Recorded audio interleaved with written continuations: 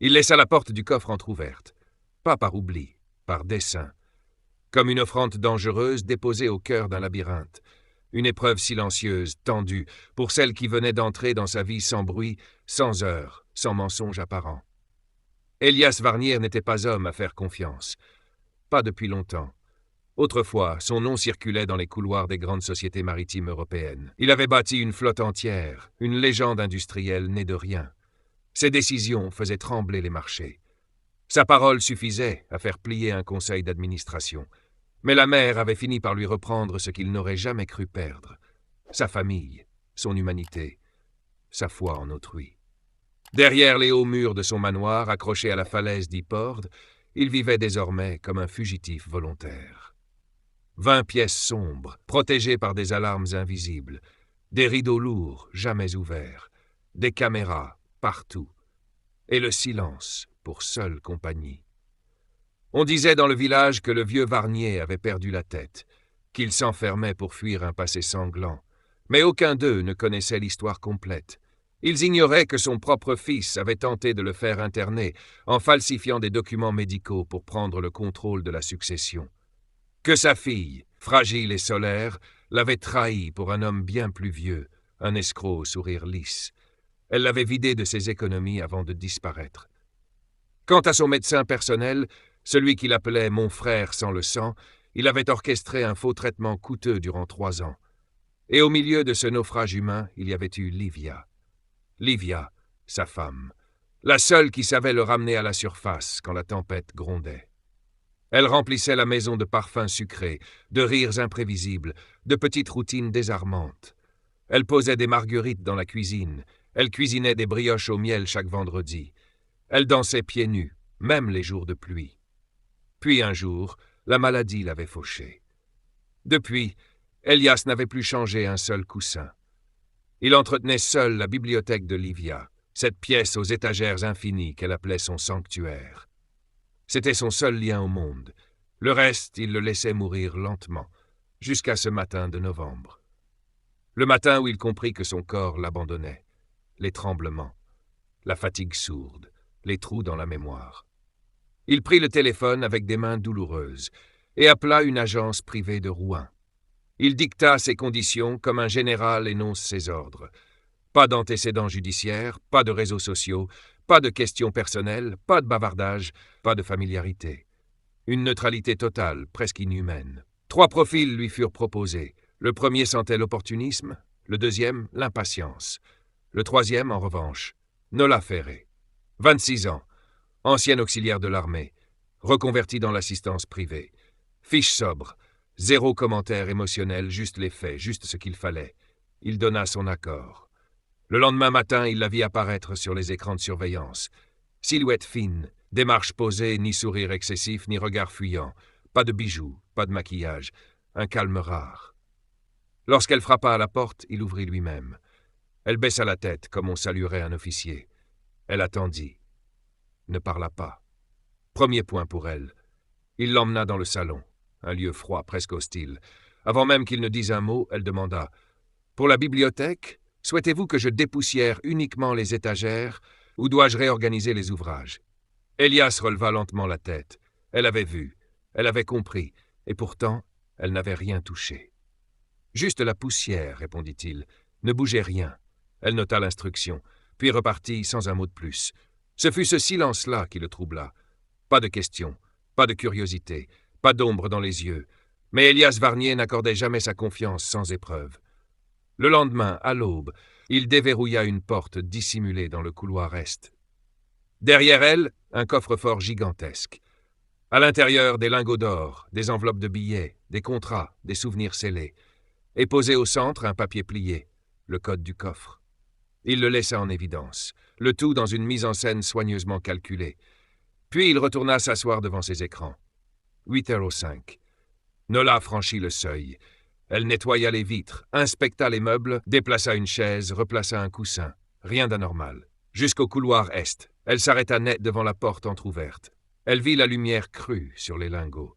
Elle s'approcha. Lentement, Elias retint son souffle. Il zooma, sa main tremblait. Son regard fixait le papier. Elle aurait pu entrer, prendre, s'enfuir, ou mentir, mais elle fit autre chose. Elle sortit son téléphone et appela. « Bonjour, c'est Nola Ferré. Je suis dans le couloir est, un coffre est ouvert. Je ne sais pas s'il doit l'être. Dois-je rester ici ou prévenir M. Varnier ?»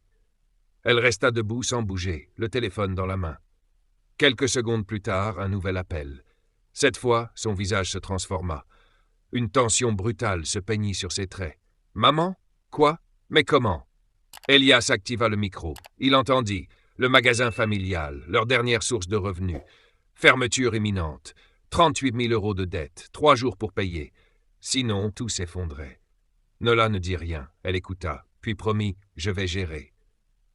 Quand elle raccrocha, son regard se posa à nouveau sur le coffre, et le monde sembla s'arrêter. Juste une main tendue, juste un billet. Il ne verrait rien. Il avait trop d'argent pour remarquer un manque. Mais elle recula. Elle saisit le papier contenant le code, le lut une dernière fois et saisit une fausse combinaison. Le coffre se verrouilla. Elle replia le code, le glissa dans sa poche et s'assit lentement, sans force, contre le mur. Les larmes montèrent. Pas de peur, pas de culpabilité, juste l'épuisement d'avoir résisté. Elias ne bougea pas. Il regardait l'écran, fasciné. Cette femme n'avait pas seulement passé le test, elle venait de lui rappeler ce que le mot intégrité signifiait encore. Et pour la première fois en 10 ans, il se leva, pour la rencontrer autrement que par caméra. La lumière du couloir dessinait une silhouette fatiguée mais droite. Nola Ferré, toujours assise, les yeux rouges mais le regard clair. Elias descendit lentement l'escalier. Chaque pas résonnait dans la pierre froide du manoir, comme s'il annonçait la fin d'un isolement vieux de 10 ans. Quand elle l'aperçut, elle se leva aussitôt. « Je suis restée pour surveiller, dit-elle d'une voix éraillée. Je ne voulais pas que quoi que ce soit disparaisse. » Il resta silencieux quelques secondes. Puis enfin, « Je sais », elle fronça les sourcils, pas d'incompréhension, de la lucidité. « Vous saviez ?» Il hocha la tête. Un geste lent, assumé. « Je vous ai observé, depuis votre arrivée. Il y a des caméras partout, même ici. » Un silence épais s'installa. « Vous m'avez tendu un piège, murmura-t-elle. Pourquoi ? Il inspira profondément. Parce que les gens m'ont trahi. Ma famille, mes amis, ceux que j'aimais. Tous. Je ne crois plus à la vertu sans intérêt.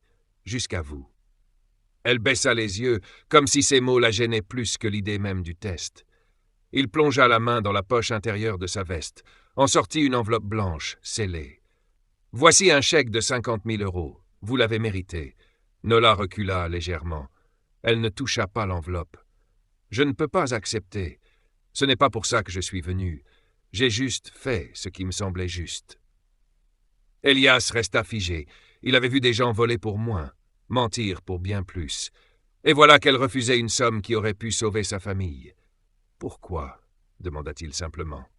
Elle hésita, puis leva les yeux vers lui. C'était la première fois qu'elle le regardait ainsi. Sans peur, sans calcul, sans filtre. « Quand j'avais 16 ans, mon cousin a eu besoin d'une opération urgente. On n'avait pas les moyens. On a reçu un don anonyme. J'ai passé des semaines à chercher qui c'était. Quand l'agence m'a proposé ce poste, j'ai vu votre nom, et j'ai compris. C'était vous. » Un frisson parcourut le dos d'Elias. Il s'en souvenait.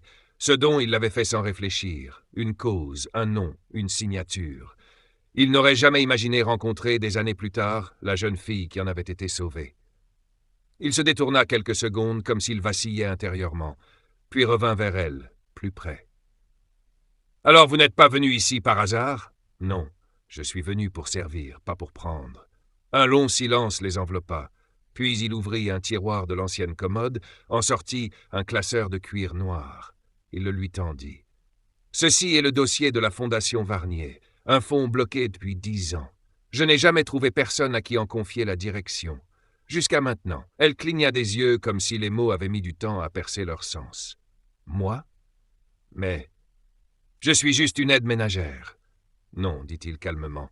Vous êtes la seule personne qui m'ait rappelé ce que ça veut dire d'être humain. » Elle prit le dossier. Les mains tremblaient un peu, mais pas son regard. Dans ce couloir, entre un coffre refermé et une vérité enfin dite, quelque chose d'invisible s'était transmis. Pas une récompense, pas un pardon, un héritage moral. Et pour la première fois depuis 10 ans, Elias sourit, faiblement mais sincèrement. Nola inclina la tête. Elle n'avait pas gagné de l'argent. Elle venait de gagner sa confiance. Le manoir semblait respirer à nouveau. lentement, comme une bête blessée ranimée par une présence qui ne demandait rien, mais offrait tout. Depuis que Nola avait accepté de diriger la Fondation Varnier, Elias avait repris un rythme. Il descendait plus souvent au rez-de-chaussée. Il laissait la porte de la bibliothèque entr'ouverte. Il parlait.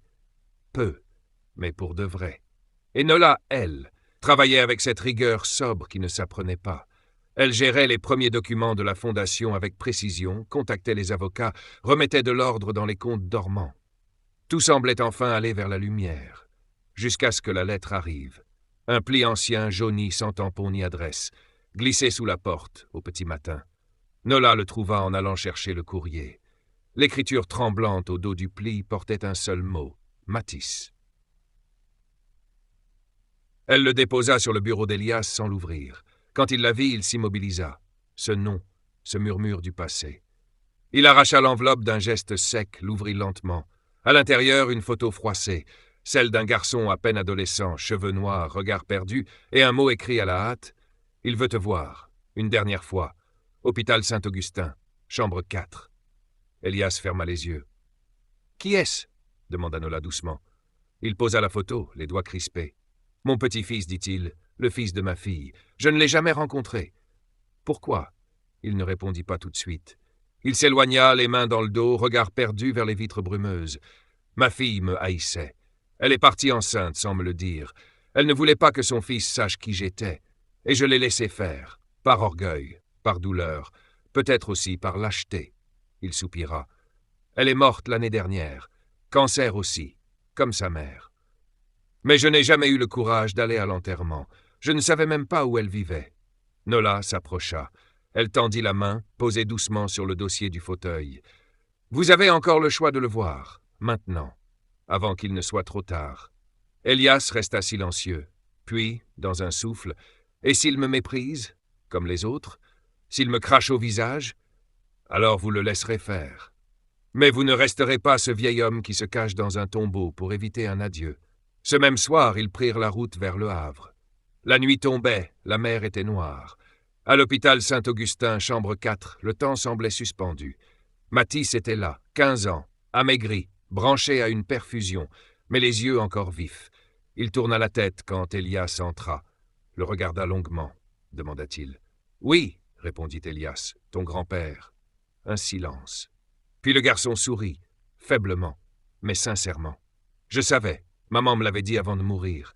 Je t'attendais. » Elias s'assit. Il prit sa main, tremblante. L'émotion lui nouait la gorge. « Je suis désolé, pour tout. » Matisse ferma les yeux. « C'est pas grave, je voulais juste te voir, savoir à quoi tu ressemblais, et entendre une histoire, une vraie. » Alors Elias raconta. Il parla de Livia, de la Méato, des pertes, des regrets. Nola écoutait en retrait, les larmes aux yeux. Le lendemain matin, Matisse s'éteignit, paisiblement, avec un sourire. Elias n'écrasa pas ses larmes. Il pleura sans honte, au pied du lit. Quelques semaines plus tard, il créa une nouvelle branche de la Fondation, au nom de Matisse, pour aider les enfants isolés à revoir leur famille avant leur dernier souffle. Il donna tout, presque toute sa fortune, et confia le reste à Nola. « Tu es la seule que je veux voir continuer ça. » Elle n'accepta qu'à une condition. Que vous ouvriez la bibliothèque au public, pour que les histoires de Livia, de votre fille, de Matisse, vivent ailleurs que dans votre mémoire. Il accepta. Et le manoir redevint un lieu vivant. Pas par magie, par choix, par amour transmis, par fidélité à ceux qui n'avaient jamais trahi.